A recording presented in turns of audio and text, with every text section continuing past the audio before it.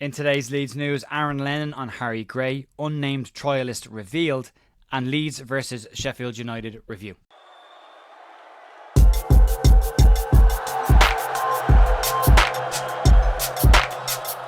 Morning folks, Jay here, Saturday morning the 19th of October with your Leeds United news. I hope you're all really well and enjoyed last night quite a lot. I've decided to put the review and the news together, so it'll be a short enough video, but we'll try and get the review in as few amount of minutes as possible, and there shouldn't be massive amounts to cover as well. But we'll get into this, and we'll start off with some of the players talk that's been going on around Thorpe Arch. Aaron Lennon has been talking to TalkSport about Harry Gray and what he says is one of the best players he has seen in a very long time. Something Leeds will want to be mindful of and a little bit cautious around public information around Harry Gray. But the former Leeds player who was back at Leeds United last season in a coaching capacity has been waxing lyrical about Harry Gray at Leeds United. Gray has been absent since picking up an injury during the pre-season tour with Daniel Farke's side, a surprise inclusion at tour at the age of 15. But when he was on the pitch, he never really looked out of place, and for a young man of 15, he very much looks like a boy in a man's body, if that makes any sense. He's definitely fits the bill of a first team player. Lennon returned to Leeds last season in a youth capacity role, and has said of Gray that he's the best young talent that he has seen in years. Speaking to TalkSport, Aaron Lennon had the following to say on Harry Gray. I was working back at Leeds last season and he's ridiculous. He's frightening. He's a number 10, he's a number 9. Honestly, he's got all kinds. I don't want to talk too much about him because I think everyone will want him. He's that good. He's probably the best thing I've seen in years. It's very high praise from Lennon. He got a good look at him last season when he was back at the club. I actually thought Lennon might stick around the club this season, but good praise from a man who's been around some of the best players in the world. Lennon, when he was at Spurs, would have seen some incredible strikers. Harry Kane obviously being the leading with their son as well as others, Berbatov and other players that were there at that time. So he's seen quite a lot of attackers, and to put Harry Gray in a bracket of the best young talent he's seen in years is very high praise. But it will be a little bit of concern for Leeds because we saw last year at Finley Gorman that Manchester City were sniffing around Leeds Youth Academy trying to get some bargains before these players were worth serious money.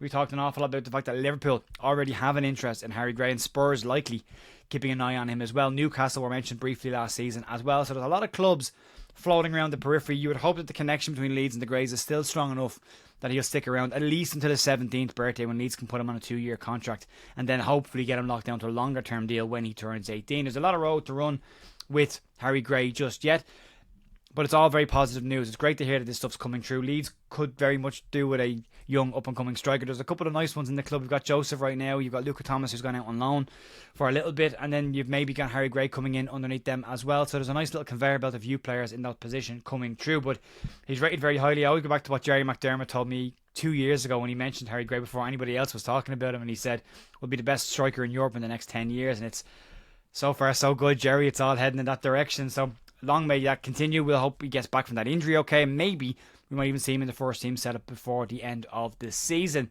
And moving on to the unnamed trialist and the free transfer situation that Leeds find themselves in. And we said yesterday in the news that I felt that a smirk that Daniel Farke gave during his press conference midweek when asked about Cheku Kouyaté meant that maybe that wasn't the player that was at Thorpe Arch, and that maybe Daniel Farke knew something we didn't, and it was a name that hadn't been mentioned just yet. It appears that might start to be the case right now. Last night, a picture was shared by a fan, pictured alongside French midfielder Joseph Guilavogui, and stated that he has been at the club for a week or so and will be signing for the club next week. This morning, Baron Cross at Leeds Live has some more information on the situation, and there's not a massive amount of detail just yet. But he states that Guilavogui has emerged as a player that Leeds are very interested in and a target since leaving Mainz at the end of last season. Guilavogui has extensive experience in European top flight football with 218 appearances in the Bundesliga, over 100 appearances in Ligue 1, and he's naturally a central defensive midfielder, but he also can operate as a centre-back, which fits the bill of what Daniel Farke was talking about in the press conference last week and what he was looking for. Leeds Live understands that he is one of several players that Leeds have taken interest in since they began their search for a central defensive midfielder. Guilavogui has had time at Wolfsburg, Saint Etienne, Bordeaux, Mainz and Atletico Madrid. So has played with some big players in big leagues and will bring a huge amount of experience, and at 33 years of age has a little bit of life left in him just yet, especially in the two roles that he predominantly plays in. The rumours about other players' names being in the mix, and Baron Cross also stating that Leeds have other interests, means this might just rumble on for a couple of more days, but it looks like it might be coming to an end. And if I believe a fan with a picture of Guilavogui more than I believe Football Insider, put it that way. So if this ends up being a source that ends up being reliable, great, because we've got some blokes mamming Leeds Bradford Airport who got Ramazani sorted. So these are the kind of rumours that we want to see coming out. We move into the match day review from last night's game against Sheffield. If you're not interested, I'll see you Monday morning for more Leeds news. But if you are interested, we'll get into that right now. Leeds have scored from a corner. There's a breaking news from last night. It's a hell of a wait for Leeds to score from a corner, but score from a corner we have, and it's only taken Leeds United 28 games and a hell of a lot of corners before Leeds finally did score from. But score from we did, and one of the reasons Leeds brought in Joe Rothwell was because of set piece delivery, and Daniel Farke talked in pre-season about the lack of goals from set pieces, and the deliveries have been better. We haven't been getting on the end of them, but Pascal Stroke last night smacked that ball into the top corner like he meant it, and it was great to see. I lost my mind when I finally got to see it late last night. But a fantastic win for Leeds United, a real statement victory, and for me, a really comfortable win for Leeds United. It was similar to Sunderland as far as I didn't feel like we were under pressure even when we didn't have the ball, which is unlike last season where I felt nervous when we weren't in possession of the ball. The defence did an incredible job. No central defensive midfielders near Tanaka and Joe Rothwell ran that midfield like it was nobody's business, and it was great to see all the talk about why Leeds brought in Joe Rothwell, and those who didn't see any value in Joe Rothwell starting to see it now, because it's that partnership in that midfield is an exciting pairing, and they did a cracking job last night, and we will talk about them in a little bit more detail. But 2-0 against a team that were unbeaten in going into this game, who had only conceded 3 goals all season. You put 2 past them and you beat them. And for me, it was pretty comfortable. Once Leeds had the ball, the opening 10 minutes, I thought Sheffield United started well. They had plenty of the ball. They looked comfortable in possession. Leeds were out of possession, but again, looking a bit slow to start. But the longer the game went on, you realise that was just Leeds' shape when they hadn't got the ball. For some strange reason, Chris Wilder is quoted as apparently saying he tried to replicate what Southampton did against Leeds last season, but that didn't look anything like what Southampton did against Leeds last season. One of the big things Southampton had over Leeds last season was the pace at which they moved the ball through the different thirds of the pitch, and their transitioning was incredibly quick, and that didn't happen from Sheffield United last night, but great for Leeds. There are so many stats. Tanaka has completed 175 passes in the 3 games he played for Leeds so far. If you go to the 2 central midfielders last night, Tanaka, 67 of his 75 passes were completed, an 89% pass accuracy rate, with 14 of those passes going into the final third. Joe Rothwell, 59 of his 64 passes completed, a 92% passing accuracy, with 9 passes into the final third and an assist as well. So last season we talked about Kamara and Gruev and the fact that they had high percentages, and people said, yeah, but they go sideways and backwards and it's safe passing. You're not getting it from these two, but you're still getting that accuracy level. That's part of it. And for me, they were excellent last night. Both fullbacks, Jayden Bogle, a really, really strong game for me last night. Junior Firpo, again, could have been man of the match. Really, really good game from him. Again, could have scored. Thought Firpo goal was going to get another one last night. And then the 2 centre-backs of Joe Rodon. One little mistake for Joe Rodon, but recovered really well to make a block. And he made some very, very, very important late blocks in the game yesterday as well. Pascal Stroke just keeps growing and growing. Oh, captain, my captain. He's just getting better and better and better as the weeks go on. And again, another goal for him, but very, very, very dominant in defence against Kiefer Moore, who had, what a weird game Kiefer Moore had. His first touch all over the place.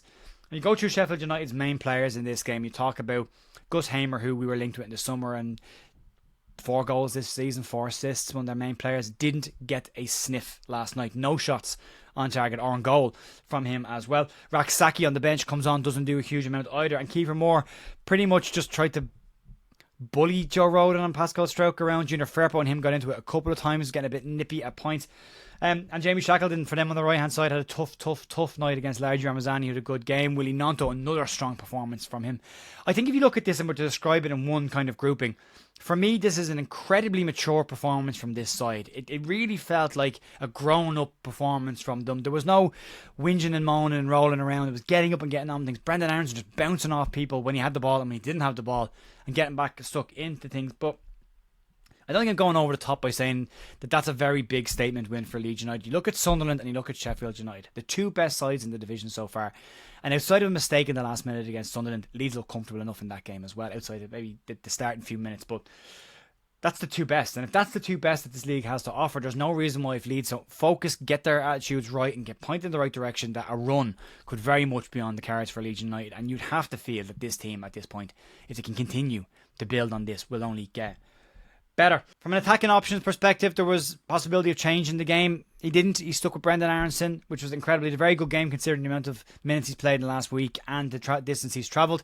Should have probably had a goal. He had two very good chances, snatched them a little bit, lacking a little bit of confidence maybe in front of goal, but getting in the right positions, and if he keeps doing that, he will score some goals. But a decent game from Aronson last night again as well.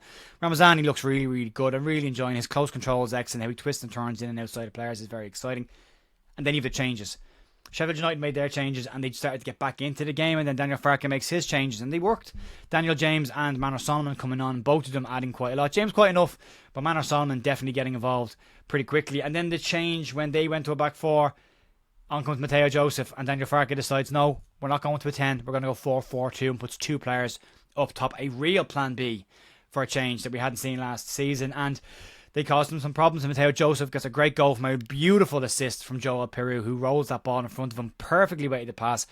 And there's a lovely moment where Mateo Joseph gets away from the centre-back, but leans back, grabs his jersey and pulls him towards him, almost to kind of force a penalty, in which case the defender stops trying to tackle him completely.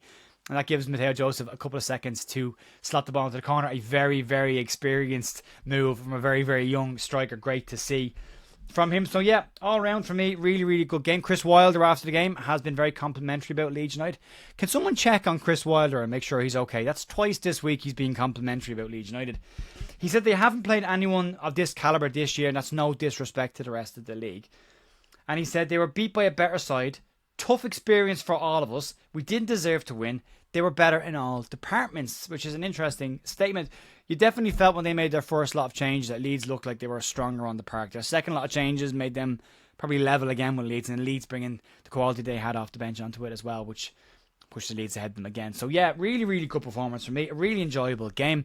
There's lots we could talk about. The midfield were great. The defence were great. We scored from a corner. We scored from a corner. 200 odd corners, I think it was. Jerry McNamee will have a count on that. We'll talk about that on Monday night on our match review live stream with the panel. You check that out. Yeah, and that'll be it for me today, folks. Enjoy the rest of your weekend. You've got a weekend to smile. The results might not go our way today, or they might, but we're very, very, very much in the mix for promotion this season, and Leeds are moving 3 points better off than this time last season, and significantly better off in terms of the top positions. So all good, all's well that ends well last night. Daniel Farke will be very, very happy. We'll see if we bring a free agent in this week, and if that ticks that box and we can move on. Joe Rothwell still hanging on a suspension. Junior Firpo did pick up a yellow card last night. I think that might be him suspended for the next game, but I'm not 100% sure. Somebody will correct me on that. Enjoy the rest of your weekend. Well done, Leeds, last night, and I'll see you Monday morning for Leeds news and for the match review on Monday night. See you then. Bye.